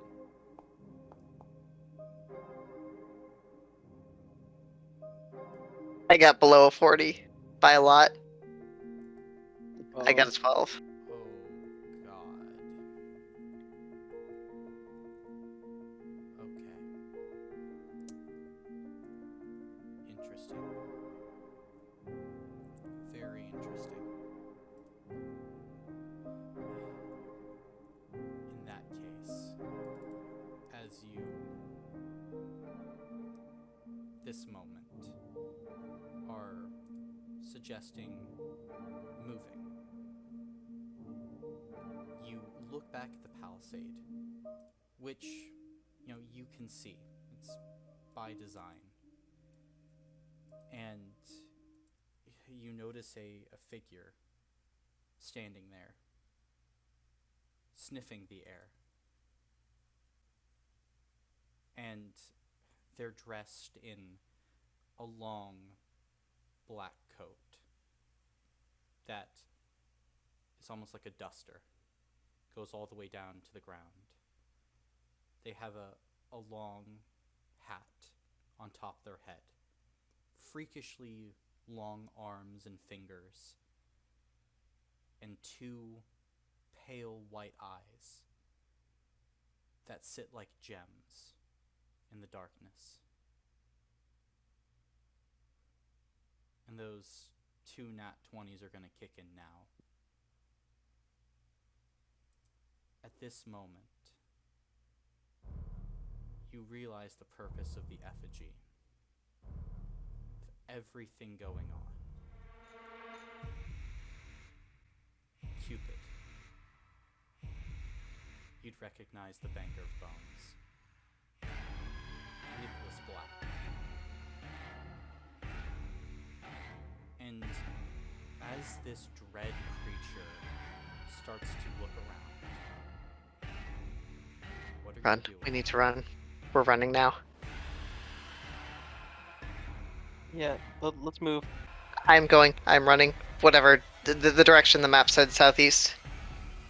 Oh, I'm sprinting too then, I guess. Yep. I'm not gonna be left Taking behind. off. As you begin to take off then, run. The Banker of Bones will slowly look in your direction. Will get down on all fours and begin to chase after all of you, moving like a shadow across the ground. You've stolen something from it. We are now going to be entering a skill challenge to escape this creature. For your first escape from the Banker of Bones, you will only need 5 successes before 3 failures. Technically, for each failure, you will get a point of doom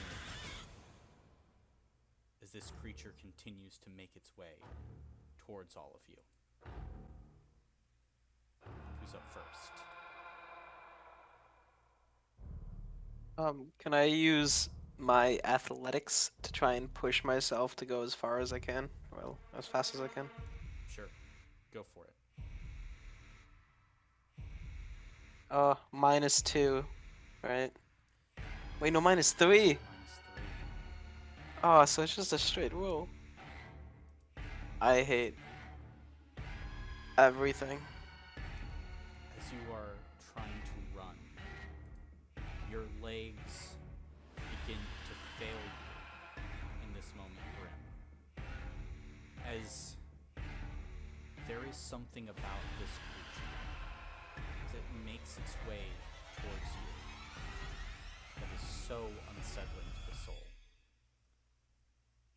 You know it's coming closer. You've seen part of what it can do. You know that it made a deal with a high god. The high god relented. That is a failure. As the Banker of Bones makes its way forward, as all of you are dashing now through the underbrush of this dark forest, hoping desperately to escape. Who's up May I- next? May I make a history check to try and recall anything about escaping the Banker of Bones, any weaknesses of his, anything that could get us out of this? Sure. Okay. And I don't think he is, but does he count as anything from my My Hunter's Bane, Fey Fiend or Undead. No, but he's close enough to grant you advantage. Okay. And I believe I have just one stress point. Yeah.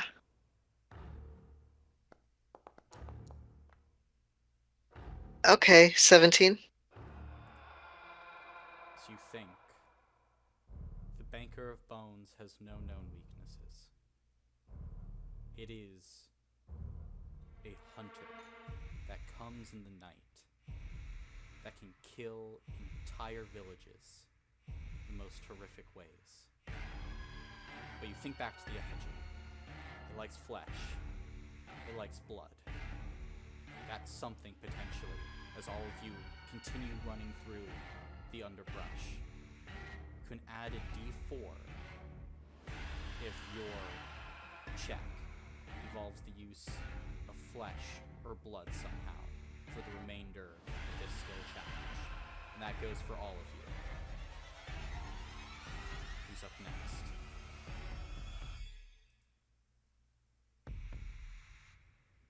Athletics to help Grim since he failed his keep up. Okay.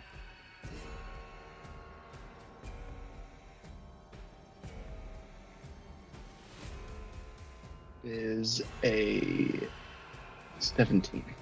17. Success. Grab on to Grim and help to rush through the forest.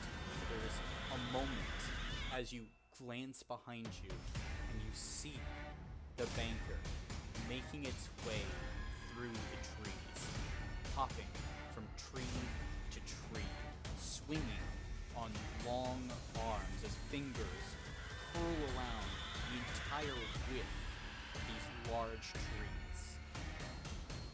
Its eyes never leave him. It's a success, though. Far from safe, though.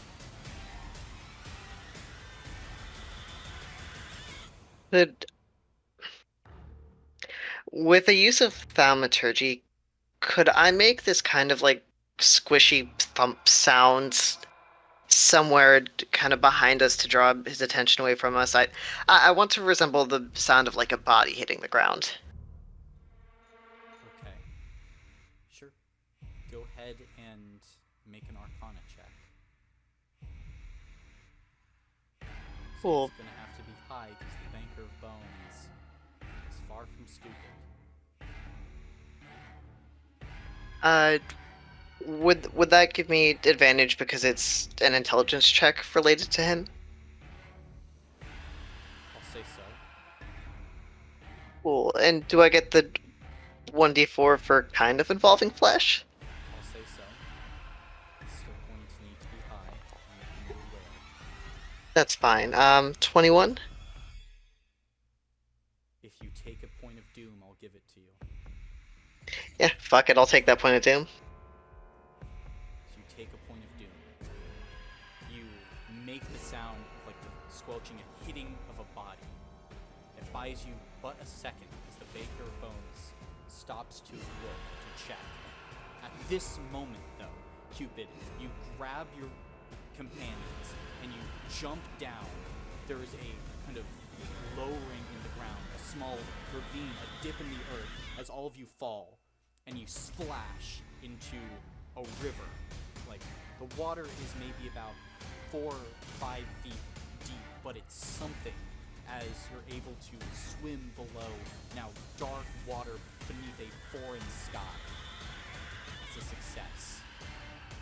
As all of you pop up, Theron, you look up and you can see the Banker of Bones now maybe 200 feet behind as it looks down at the rushing water from about 10 feet above you, looking down. It splays its fingers, starts to make its way towards all of you. It doesn't look like it's moving fast, Theron, but it is. Incredibly fast. Mm-hmm. Is it looking at us, or does it seem to be using scent again? Has it lost sight of us? It's strangely its sight alone. As you realize realize, looking down, the only reason you are alive right now is because it has to keep visual sight on you, as you are being protected by your amulets. Okay. Oh, I knew grave robbing was a good idea. Yeah. um, I want to contribute, but I have -4 to everything, so I don't have any -3. possible way. Only -3. Yeah, you're at Well, I minus failed 3. the last one. Oh, true. So that is going to be another point of stress. So everything that I roll will be negative. okay. Could I try and do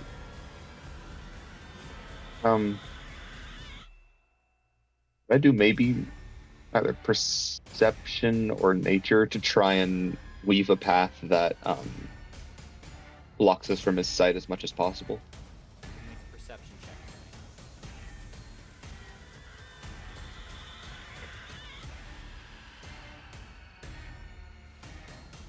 me. Oh.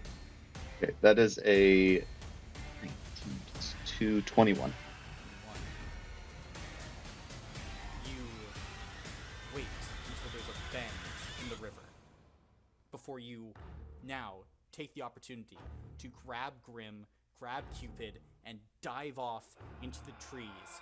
You hear this shriek behind you. You cut off visual sight from the Banker of Bones. You've lost that visual as all of you are now dash into the underbrush. There's a beat. You need one final check to keep you hidden from the Banker of Bones. Who can pull out a miracle? May I make a religion check to make a prayer to my patron? Sure. Alright, and I'm going to say, please help us, get us away from this thing, hide us from this thing, anything you can do. And we'll go ahead and roll that. It's just +3. Fuck. 6. You say this prayer, and in this moment, what hubris you have, as even death must make deals with the Banker of Bones. And it's in this moment as you speak that Grim, you instinctively have to cover Cupid's mouth as they're speaking, as you hear the cracking and snapping of branches. As Theron, you watch as a 40-foot tall tree is thrown with a backhanded swing of one of the fingers of the Banker as it's making its way through, hissing, clicking, and then it says, "What are you? I simply want a look. A look at you. That's it. Come now. Show yourselves!" And it's in this moment, as the head looks back and forth. You have 4 successes. You have 2 failures. This next roll decides it.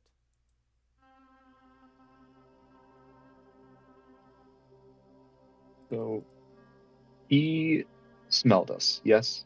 Like Yes. when he was on the palisade. Mm-hmm. It's safe to assume he can probably smell blood. Probably. Can I make a check to coat one of my spears in my own blood and throw it as far as I can in the opposite direction of whichever way we're going? Just to throw him off enough for us to slip away.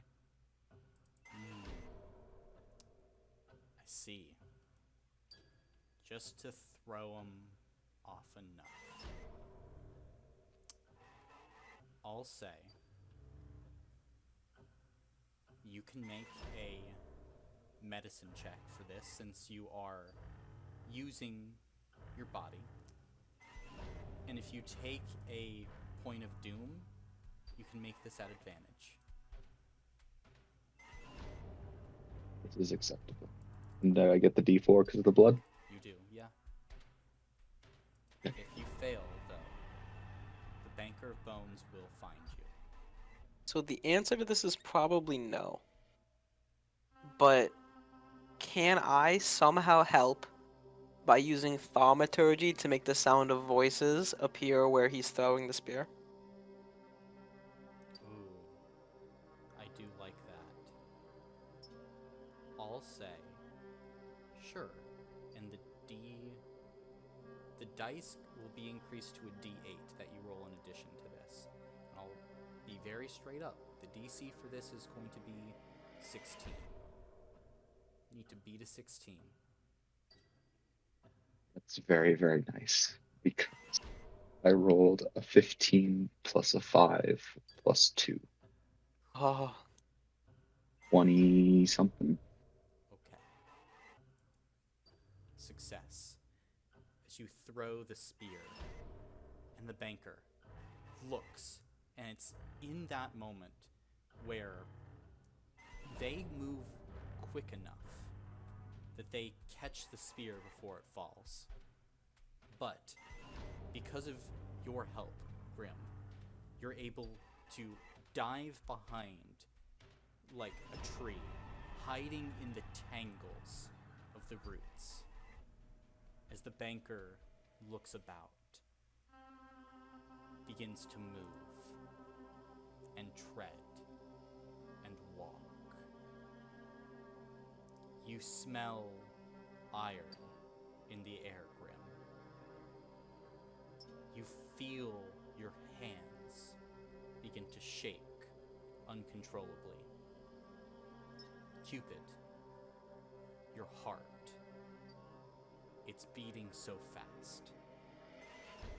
Theron, you immediately kind of stop the blood, the bleeding, putting a bandage quickly over the wound. And you wait. You shake. And you hope. And in this dark moment, the hours pass as all of you cower beneath the roots of the tree. And then, as the sun begins to rise, we will end our session here for today, as you have just barely escaped the Banker of Bones. And next session, we will pick up with all of you following this map and attempting to figure out what dark thing happened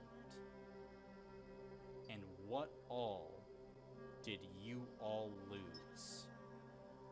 Not only you all, but what did the rings lose during that night? Thanks for that. Of course. Thank you for the session. I hate you. I am Well- uncomfy. that was fun. Perfect time for me to go to bed. Mm-hmm. Sweet Um, dreams. I Hey, have man, a request I don't- before everyone leaves. I already get nightmares. It's cool.